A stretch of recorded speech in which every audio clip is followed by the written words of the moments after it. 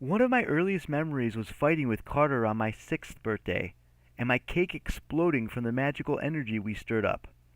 Perhaps, considering that, I should have left well enough alone, but I couldn't do it. "I'm sorry," I blurted out. "I know you blame me for picking up the scroll last night, and for Jazz's getting hurt, but I feel as if I'm falling apart." "You're not the only one," he said. A lump formed in my throat. I'd been so worried about Carter's being mad at me, I hadn't paid attention to his tone. He sounded absolutely miserable. "What is it?" I asked. "What happened?" He wiped his greasy hands on his trousers. "Yesterday at the museum, one of those spirits, one of them talked to me." He told me about his odd encounter with the flaming bow, about how time had seemed to slow down, and the bow had warned Carter our quest would fail. "He said," Carter's voice broke, "he said Tia was asleep at the place of Red Sands, whatever that is. He said if I didn't give up the quest and rescue her, she would die." "Carter," I said carefully, "did the spirit mention Zia by name?" "Well, no." "Could he have meant something else?" "No, I'm sure he meant Zia."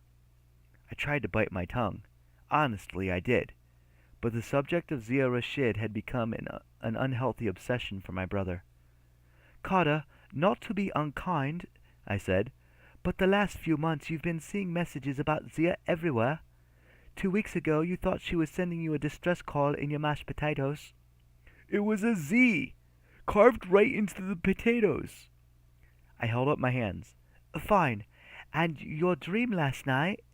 His shoulders tensed. "What do you mean?" "Oh, come on. At breakfast you said Apophis would escape from his prison on the equinox. You sounded completely certain, as if you'd seen proof. You'd already talked to Bast and convinced her to check Apophis's prison. Whatever you saw, it must have been bad." I don't know for sure." "I see."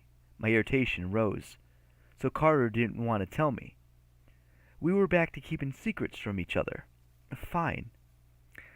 "We'll continue this later, then," I said. "See you tonight."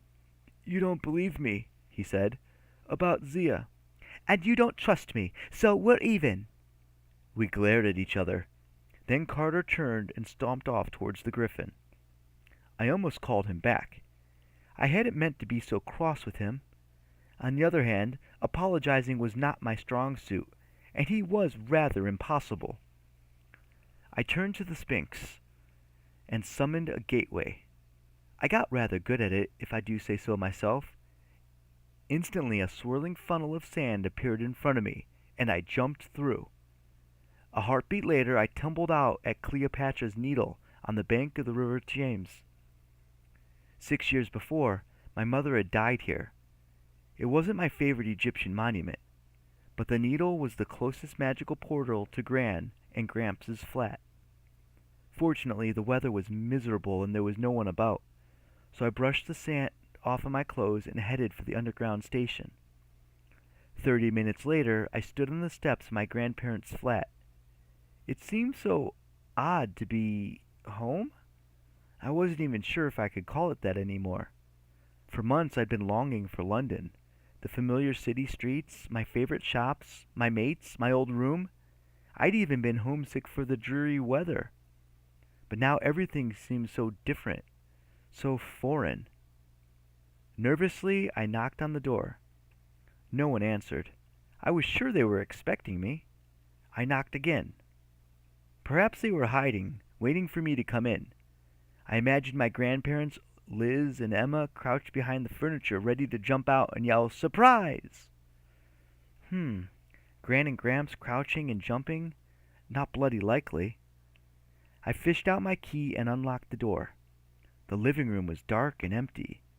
The stairwell light was off, which Gran would never allow. She was mortally afraid of falling downstairs. Even Gramps' television was switched off, which wasn't right. Gramps always kept the rugby matches on, even if no one was watching. I sniffed the air. 6 in the evening London time, yet no smell of burning biscuits from the kitchen. Gran should have burned at least one tray of biscuits for tea time. It was a tradition. I got out my phone to call Liz and Emma, but the phone was dead. I knew I'd charged the battery. My mind was just beginning the process of the thought, I am in danger, when the front door slammed shut behind me. I spun, grabbing my wand, which I didn't have. Above me, at the top of a dark stairwell, a voice that was definitely not human hissed, "Welcome home, Sadie Kane." End of chapter 4.